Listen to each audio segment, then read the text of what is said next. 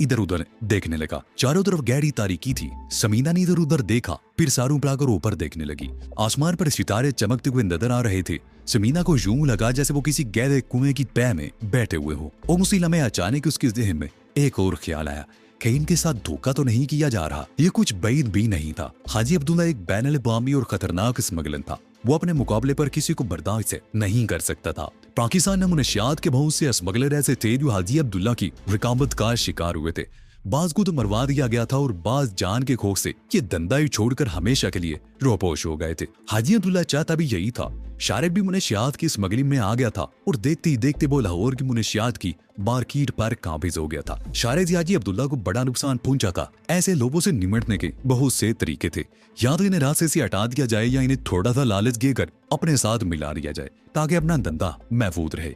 हाजी अब्दुल्ला ने शारिक के साथ भी यही तरीका इस्तेमाल किया था और इसे लालच देकर अपने काम से लगा दिया। इसी एक मिशन दिया गया जिसमें वो कामयाब रहा। उस मिशन से वापस आने के बाद शारिक फिर अपने धंधे से लग गया था और हाजी अब्दुल्ला ने उसे इस खतरनाक मिशन पर भेज दिया था। और अब समीना के दिल में यह ख्याल आ रहा था कि हाजी अब्दुल्ला ने शारिक को रास्ते से हटाने का मंसूबा तो नहीं बनाया था। अगर इन्हें यहाँ कत्ल कर दिया जाए तो इनकी लाशों का पता भी किसी को नहीं चलेगा। समीना ने सरगोशियाना लहजे में शारिक को अपनी इस खदशे से आगाह कर दिया। इसकी बात सुनकर बताया शारिक तो मुस्कुरा दिया, लेकिन वो इस पर सोचे बगैर नहीं रह सका था। इस इनकार को नजरअंदाज नहीं किया जा सकता था। अगर वाकई हाजी अब्दुल्ला ने इनके खिलाफ कोई मंसूबा बनाया था तो वो गोया चूहे दान में फंस गए थे। इनके पास कोई असला भी नहीं था जिससे अपना दीवा कर सकते। समीना भी अंदेशा ऐसा नहीं था जिसे बिल्कुल नजरअंदाज कर दिया जाता। इसने नौनक की तरफ झुककर सरगोशियाना लहजे में समीना के खदशात से आगाह कर दिया। शारिक बाऊ, नौलक ने भी सरगोशियाना लहजे में जवाब दिया, तुम फिक्र ही ना करो, हम मरेंगे तो इज्जत से, चूहे की मौत नहीं मरेंगे। मरने से पहले कम से कम 2 आदमियों को तो मैं भी साथ ले जाऊंगा। वैसे मेरा ख्याल है कि समीना बीबी का ये खदशा बेबुनियाद है। हाजी अब्दुल्ला ऐसी कमीनी हरकत नहीं करेगा। मुझे भी जानता होगा कि अगर हम तीनों में से एक भी बच गया तो उसकी जिंदगी जाननुम बना देगा। बहरहाल हमें मोहतात रहना चाहिए, शारिक ने कहा। वो तीनों उसी तरह पोजीशन में खड़े हो गए कि अगर किसी गड़बड़ के आसार नजर आए तो सबसे पहले तूर खान और बाजिद खान को गिरफ्त में ले लें। शायद अभी ये सब कुछ सोच ही रहा था कि तारीकी में किसी तरह से घोड़ों के ही नहलाने की आवाज सुनाई दी। वो सब लोग चौंक गए। बाजिद खान और तूर खान होशियार हो गए। उन्होंने शारिक वगैरह को पत्थर के पीछे जाने का इशारा किया और दोनों ने राइफलें अपने कंधों से उतार ली और तारीकी में पोजीशनें लेकर बैठ गए। चंद मिनट गुजर गए और फिर पत्थरों के लुढ़कने की आवाजें सुनाई देने लगी। छोटे छोटे पत्थर घोड़ों के पैरों से टकराकर लुढ़क रहे थे। वो सब आवाज की सिम देख रहे थे। चंद सेकंड बाद ही कुछ तारीक एविले दिखाई दिए। वह यूं महसूस हो रहा था जैसे वो एविले किसी चट्टान में से नमूदार कुएं हों। कौन है? वीर रुक जाओ वरना बूंद दिए जाओगे, तूर खान ने पश्तून जबान में चीखते हुए कहा। उसकी राइफल फायर के लिए बिल्कुल तैयार की। हम दोस्त हैं, अंधेरे में दोस्तों को तलाश करने आए हैं। दूसरी तरफ से पश्तोई में जवाब दिया गया। कौन बताओ? तूर खान बोला। बिशन नूरस्तान, दूसरी तरफ से कहा गया।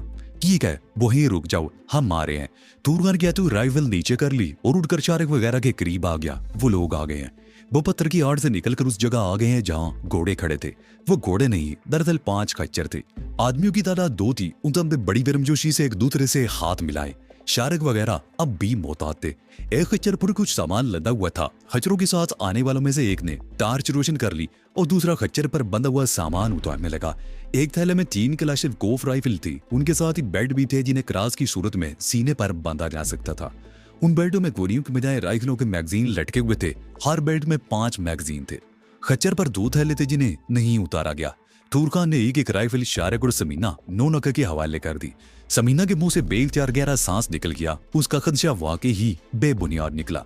उसने टॉर्च की रोशनी में एक राइफल को देखा। बिल्कुल नई राइफल थी। उसने बड़े माहिराना अंदाज में राइफल को चेक किया और फिर एक बेल्ट लगाकर गले में डाल लिया। दिखे डाले लिबास में बेल्ट बांधने में खासी दुश्वारी पेश आई थी। बेल्ट भी खासा वर्दी था। शारिक और नौनक भी अपने अपने सीनों पर बेल्ट बांध चुके थे। एक दिन बेल्ट तूर खान और बाजिद खान के हिस्से में भी आया। तूर खान खच्चरों के साथ आने वाले 2 आदमियों से कुछ देर बातें करता रहा, फिर ये खच्चर पर सवार हो गया। समीना ने कभी घोड़े या खच्चर की सवारी नहीं की थी। वो खच्चर पर सवार होते डर रही थी। शायद इमारत से वो बड़ी मुश्किल से खच्चर पर सवार हुई। उन्होंने खच्चरों के साथ आने वाले 2 आदमियों को खुदा हाफिज कहा और अपनी मंजिल के लिए रवाना हो गए। इस मर्तबा सबसे पहले आगे तूर खान था, उसके पीछे शालिद, फिर समीना और उसके बाद नौलक का। सबसे आखिर में बाजिद खान था। वो लोग मुची चट्टान में एक तंग सी दराड़ में दाखिल हो गए। आगे जाकर ये दरार कुछ कुशादा होगी। खच्चर आगे पीछे नपी तुली रफ्तार से चल रहे थे। समीना बड़ी आकवर्ड पोजीशन में बैठी हुई थी। हालांकि खच्चर बड़े आराम से चल रहा था, लेकिन लगने वाले हल्के हल्के झटकों से भी समीना डर रही थी और उसका दिल बड़ी तेजी से धड़क रहा था। वो तकरीबन 2 घंटों तक रुके बगैर पहाड़ों में नाहमवार रस्तों पर चलते रहे और मिलाकर एक खुली जगह पर पहुंचकर रुक गए। वहां से दाईं तरफ बहुत दूर नशेब में कुछ रोशनियां सी नजर आ रही थी। रोशनियों की उस कितार को देखकर शाहरुख को अंदाजा लगाने में दुश्वारी पेश नहीं आई कि वो गाड़ियां थी। शाहरुख गिनती करने लगा। वो तादाद में 6 गाड़ियां थी। जाहिर बसें या मुसाफिर बरदार गाड़ियां नहीं हो सकती थी। रात को इस वक्त तो माल बरदार ट्रक ही हो सकते थे। यह मलेशिया के ट्रक हैं। तूर खान ने नशेब में नजर आने वाले उन रोशनियों की तरफ देखते हुए कहा, उन कबायली इलाकों में रात के वक्त कोई आम आदमी सफर नहीं कर सकता। माल बरदार ट्रक भी शाम का अंधेरा फैलने से पहले किसी न किसी ठिकाने पर रुक जाते हैं, लेकिन मलेशिया के ट्रक गश्त करते रहते हैं। क्या इनसे हमें कोई खतरा तो नहीं? नौलखे ने पूछा। नहीं, तूर खान ने कहा, सड़क यहाँ से तकरीबन 1.5 मील दूर नशेबी इलाके से गुजरती है। हमें उन ट्रकों से कोई खतरा नहीं। कुछ ही देर बाद वो रोशनियां एक एक करके गायब होने लगी। शाहरुख को जमीने में देर न लगी कि मलेशिया के वो ट्रक किसी चट्टान की आड़ में चले गए। खच्चरों का काफिला चलता रहा। एक गड्ढा और गुजर गया। समीना कभी घोड़े पर नहीं बैठी थी, लेकिन आज वो 3 घंटे से मुसलसल खच्चर पर सफर कर रही थी। वो अगर इधर बैठी हुई थी और मुसलसल लगने वाले झटकों से कमर में तकलीफ महसूस होने लगी थी। और जब तकलीफ नताबरे बर्दाश्त हो गई तो उसने खच्चर रोक लिया। क्या हुआ? क्या बात है? शाहरुख ने भी खच्चर रोक लिया। झटकों से कमर में तकलीफ हो रही है और अब ये सफर मैं नहीं जारी रख सकती। समीना ने कराते हुए कहा, बेटा यार कुछ देर रुककर आराम कर लेना चाहिए, शाहरुख ने कहा और तूर खान को भी आवाज देकर रोक लिया। पूरा काफिला रुक गया। शाहरुख खच्चर से उतर आया। उसने सहारा देकर समीना को भी उतार लिया। समीना खच्चर से उतरता ही जमीन पर लेट गई और लंबे लंबे सांस लेने लगी। सब लोग खच्चरों से उतर कर इधर उधर बैठ गए। इस वक्त तकरीबन 2:30 बज रहे थे। समीना तकरीबन आधे घंटे तक जमीन पर लेटी रही, फिर उठकर बैठ गई और एक हाथ मोड़कर कमर दबाने लगी। कमर की तकलीफ कुछ कम हो गई थी। ऊंचे पहाड़ों पर तेज हवा की वजह से वो लोग सर्दी भी महसूस करने लगे थे, लेकिन जाहिर है सर्दी का इनके पास कोई इलाज तो नहीं था। इनके बैग में कपड़े तो मौजूद थे, लेकिन कोई स्वेटर वगैरह नहीं थे। तकरीबन 10 मिनट बाद मजीद वहां बैठे रहे, फिर रवानगी की तैयारी करने लगे। शारी ने सहारा देकर समीना को खच्चर पर सवार करा दिया और खुद भी अपने खच्चर पर सवार हो गया और उनका काफिला एक बार फिर चल पड़ा। सुबह के 5 बज गए। सर्दी कुछ बढ़ गई थी। समीना की हालत सबसे ज्यादा खराब हो रही थी। सर्दी की वजह से वो एक बार फिर कमर में तकलीफ महसूस करने लगी। वो रुकना चाहती थी, लेकिन तूर खान उनसे आगे था, इसलिए ये लोग भी उसके पीछे चलने पर मजबूर थे। शारिब ने खच्चर रोक लिया और जब बादिद खान उसके करीब पहुंचा तो शारिब ने उससे पूछा, अभी कितना फासला बाकी है? मेरे ख्याल में अभी आधा घंटे का रास्ता बाकी है, बादिद खान ने कहा। ऐसे चलते रहो, अल्लाह मालिक है, पहुंच जाएगा। और जाहिर है वो चलते रहने पर मजबूर थे। इस तरह 1 घंटा और गुजर गया। तूर खान ने अपना खच्चर रोक लिया। वो मुझे से नजरों से इधर उधर देख रहा था और बिलाकर उसने खच्चर का रुख दाईं तरफ मोड़ दिया। दूसरा भी उसके पीछे ही थे और अब वो मुसलसल उतराई की तरफ जा रहे थे।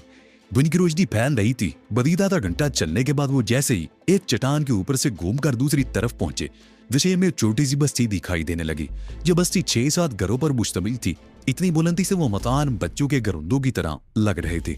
वो इन पहाड़ी रास्ते पर मुसलसल नशेब की तरफ उतरते रहे। उस बस्ती तक पहुंचने में उन्हें आधा घंटा और लग गया और जब वो बस्ती के करीब पहुंचे तो ठीक उसी वक्त सूरज तलू हुआ और सूरज की प्यारी धूप चारों तरफ फैल गई। 3 आदमी बस्ती से निकलकर उनकी तरफ आ रहे थे। वो जैसे ही करीब पहुंचे तूर खान घोड़े से उतर गया। दूसरों ने भी उसकी तकलीद की। शारिक ने समीना को सहारा देकर नीचे उतार लिया। समीना नीचे उतरते ही पथरीली जमीन पर लेट गई।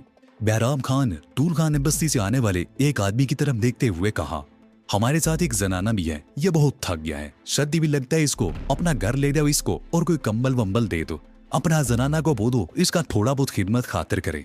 बहुत अच्छा खान साहब, मेहराब खान ने कहा और समीना की तरफ मुड़ गया। आओ बीवी, मेरे साथ आओ। शारिब ने समीना को सहारा देकर उठाया। समीना मेहराब खान के साथ चलती हुई बस्ती के एक कच्चे मकान में दाखिल होगी। बस्ती के तमाम मकान ही कच्चे थे। इस घर में 2 औरतें और 3 बच्चे थे। एक अधेड़ उम्र औरत थी और 2 जवान, जिसकी उम्र समीना के अंदाजे के मुताबिक 20-22 साल रही होगी। अंधेर उम्र औरत चूल्हे में लकड़ियां जला रही थी और जवान औरत एक पुराने से कनस्तर में से आटा निकाल रही थी, जबकि तीनों बच्चे सो रहे थे। मुराब खान ने जवान औरत से कुछ कहा। वो अपना काम छोड़कर समीना को एक कमरे में ले आई। कमरे के कुछ हिस्से पर नंदा बिछा हुआ था और एक तरफ 5-6 पुराने से फौजी कंबल तय किए हुए रखे थे। उसने बैरी से गुलाब वाला एक तकिया नंदे पर दीवार के करीब रख दिया और समीना को इशारा करते हुए कंबल उठाने लगी। समीना ने राइफल और बेल्ट उतार कर तकिए के करीब रख दिए और नंदे पर लेट गई।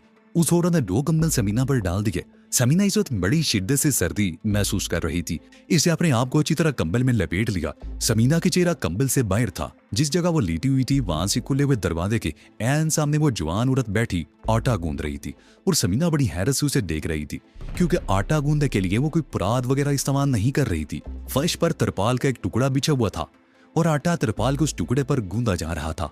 तकरीबन 5 मिनट बाद आटा गूंद के दस्तरख्वान किस्म के एक कपड़े में लपेट दिया गया और उसके ऊपर तरपाल का एक टुकड़ा लपेट दिया गया।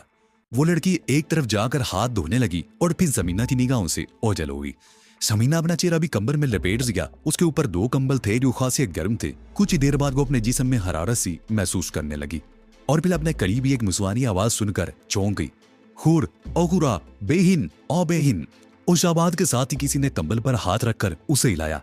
समीना ने मुंह कंबल से निकाल कर बाहर देखा तो वो जवान लड़की चाय का प्याला लिए उसके करीब बैठी हुई थी। समीना उठकर बैठ गई, लेकिन कंबल से अपने जिस्म पर लपेटे रखा। वो इस वक्त वाकई बड़ी शिद्दत से चाय की तलब महसूस कर रही थी। वो कंबल लिपटे दीवार के साथ टेक लगाकर बैठ गई और मुस्कुराकर लड़की की तरफ देखते हुए उसके हाथ से चाय का प्याला ले लिया। चाय बगैर दूध के थी। उर्दू जानती हो? समीना ने पूछा। थोड़ा थोड़ा, लड़की ने जवाब दिया। ये खोरा क्या होता है? समीना ने पूछा।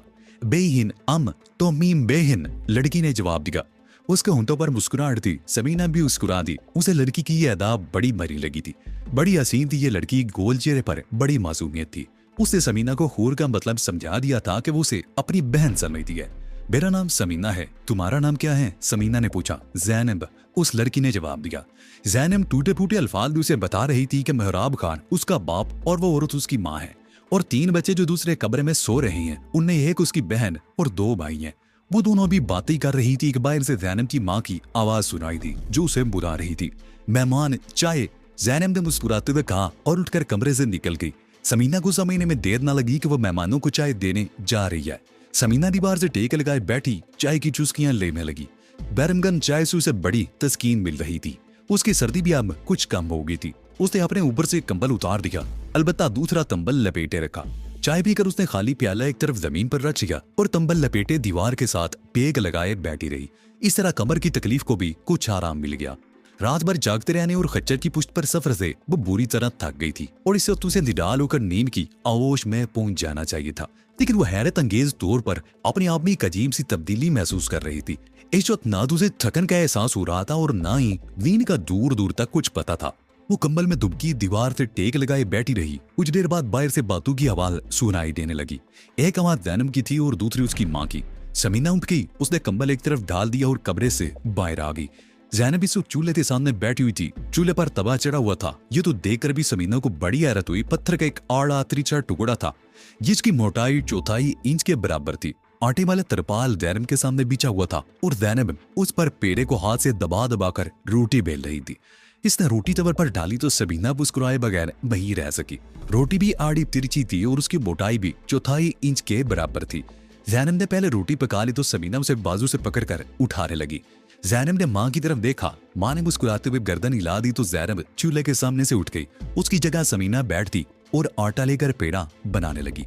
जब वो पेड़े के दोनों हाथों में लेकर रोटी बनाने लगी तो ज़ैनब और उसकी माँ हैरत से उसकी तरफ देख रही थी और फिर समीना ने रोटी तवे पर डाली तो उनकी आंखों में अजीब सी चमक उभर आई। रोटी बिल्कुल गोल और बहुत पतली थी। बाकी रोटियां समीना ही ने पकाई और जब वो चूल्हे के सामने से उठी तो ज़ैनब मुस्कुराती हुई उससे लिपट गई। मुझे सिखाएगा? वो समीना के चेहरे की तरफ देखते हुए बोली। जरूर सिखाएगा, समीना ने भी मुस्कुराते हुए जवाब दिया। ज़ैनब की माँ दूसरे चूल्हे पर सूखा हुआ गोश्त तल रही थी। ज़ैनब ने उसे टूटे फूटे अल्फाज में बताया कि वो लोग गोश्त को सुखाकर महफूज कर लेते हैं और हस्बे मामूल निकाल कर तल लेते हैं। नाश्ते में यही तला हुआ गोश्त और समीना की हाथ की पकी हुई रोटियां थी। नाश्ता करने के बाद समीना की दिमाग पर कुछ बोझ सा महसूस होने लगा। अब उसे थकन और नींद का एहसास होने लगा था। वो कमरे में आकर नंदे पर लेट गई और कंबल ओढ़ दिया। ज़ैनब भी उसके करीब ही बैठी बातें करती रही। नींद के बोझ से समीना की पलकें झुकी जा रही थी और फिर वो नींद की आगोश में पहुंच गई। जब उसकी आंख खुली तो दोपहर के 3 बज रहे थे। ज़ैनब उसे बता रही थी कि खाने के वक्त उसने समीना को जगाने की बहुत कोशिश की लेकिन कामयाब नहीं हुई। समीना ने उठकर मुंह हाथ धोया तो ज़ैनब ने उसके सामने खाना लाकर रख दिया। ज़ैनब के हाथ की पकी हुई रोटियां, आड़ी तिरछी मोटियां और तला हुआ गोश्त था। समीना को भूख लग रही थी। उसे ये खाना बहुत लजीज महसूस हुआ। दूसरे मेहमान कहाँ हैं? समीना ने खाने के बाद ज़ैनब से पूछा। जैनब ने इशारे से बताया कि वो साथ वाले कमरे में है। समीना बाहर जाने लगी तो जैनब ने लपक कर उसकी राइफल और बेल्ट उठाकर उसकी तरफ बढ़ा दिया। अपना साथ रखो, बहुत जरूरी, उसने कहा। समीना ने राइफल कंधे से लटका ली और बोरी वाला बेल्ट गले में डालने की बजाय हाथ में पकड़कर मकान से बाहर आ गई। मकान के सामने 5-6 बच्चे खेल रहे थे। बहराब खान भी दरवाजे के सामने रखे हुए एक पत्थर पर बैठा हुआ था। समीना को देखकर वो उठ खड़ा हुआ। समीना ने शारिक वगैरह के बारे में पूछा तो उसने साथ वाले मकान की तरफ इशारा कर दिया। समीना उस दरवाजे में घुस गई। इस बस्ती में पूरी 6-7 मकान थे और सब के सब गारे और मिट्टी से बने हुए थे।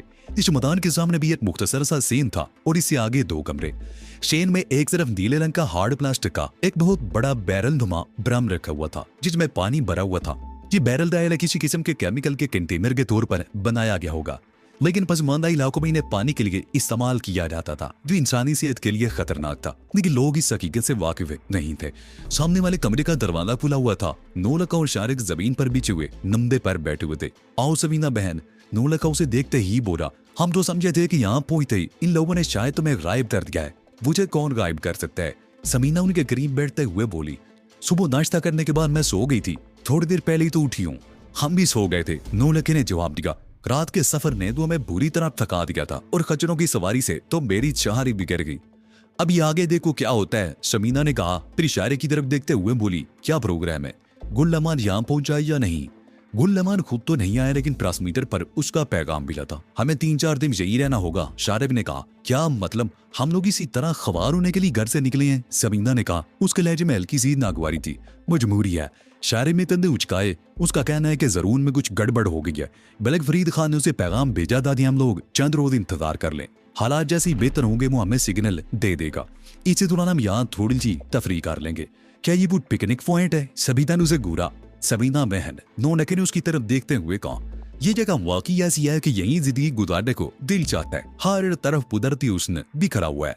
तो तुम यहाँ कमरे में बैठे क्या कर रहे हो? जाओ बाहर जाकर कुदरत का हुस्न समेटते रहो, समीना ने जवाब दिया। हमारे पास 3-4 दिन आराम से समेटते रहेंगे यहाँ का कुदरती हुस्न, नौलखे ने मुस्कुराते हुए जवाब दिया। एक और बात, शारिब ने समीना की तरफ देखते हुए कहा, यहाँ से आगे कम अज कम 2 दिन का सफर है। बुशवाल गुदार पहाड़ी रास्तों में यह सफर में खच्चरों और घोड़ों पर ही करना पड़ेगा। सुबह तूर खान कह रहा था कि गुज़िश्ता रात तुम्हारी वजह से सबको कुछ परेशानी हुई थी, इसलिए बेहतर यह है कि इन 2-3 दिनों के दौरान तुम यहाँ खच्चर की सवारी की प्रैक्टिस कर लो ताकि आगे किसी परेशानी का सामना न करना पड़े। खच्चर पर सवारी की प्रैक्टिस? समीना का चेहरा धुआं हो गया। हाँ, मेरे ख्याल में यह जरूरी है, शारिक ने कहा। तुम खान यह भी बता रहा था कि बहराब खान की बेटी जैनब खच्चर और घोड़े की सवारी जानती है, वो तुम्हें प्रैक्टिस करवा देगी। ठीक है, मैं उसे बात करूंगी, समीना ने कहा। शारिक बाबू बाहर चलते हैं यार, यहाँ कमरे में बैठे बैठे तो बोर होने लगे हैं, नौलखे ने कहा। वो तो उठकर मकान से बाहर आ गए। शारिक और नौलता भी अपनी अपनी राइफलें और गोलियों वाले बेल्ट उठा लिए थे। बहराब खान अब भी बाहर ही बैठा था। शारिक ने उसे तूर खान और बाजिद खान के बारे में दरियाफ्त किया तो उसने बताया कि वो दोनों तो दोपहर का खाना खाने के बाद ही कहीं चले गए थे। वो तीनों टहलते हुए बस्ती से निकल गए। नौलखे ने ठीक ही कहा था, यहाँ हर तरफ कुदरती हुस्न बिखरा हुआ था। चीर और चनार के फलदमूज दरख्त और हर तरफ बिछा हुआ मखमली घास का फर्श, खिले हुए खुश रंग जंगली फूल। इस बस्ती के चारों तरफ एक मुख्तसर सी वादी थी और इस वादी के इख्तिताम पर ऊंचे पहाड़ थे। ये कोई पराक्रम का सिलसिला था जो बहुत दूर तक चला गया था। वो तीनों टहलते हुए चश्मे पर पहुंच गए। पानी एक छोटे से झरने की सूरत में एक चट्टान की दरार से गिर रहा था और इससे आगे एक तंग सी नदी की सूरत में बह रहा था। इंसान वाकई ही नाशुक्र है, नौलखे ने इधर उधर देखते हुए था।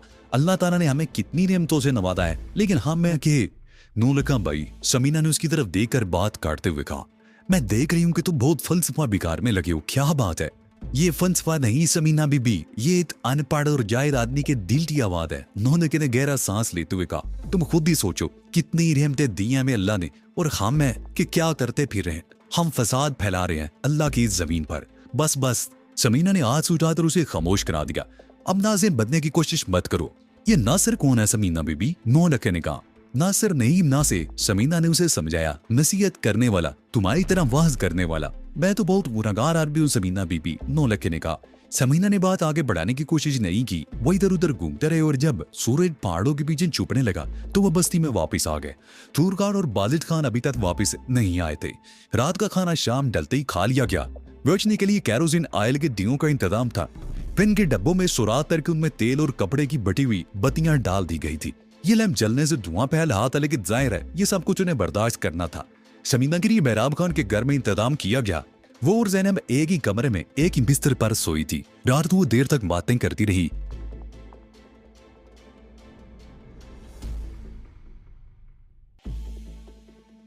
तो ये थी आज की स्टोरी। आपको ये वीडियो कैसी लगी कमेंट में बताएं और हमारा चैनल सब्सक्राइब कर दे, साथ ही बेल आइकन भी दबा दे। अगला एपिसोड जल्द आएगा।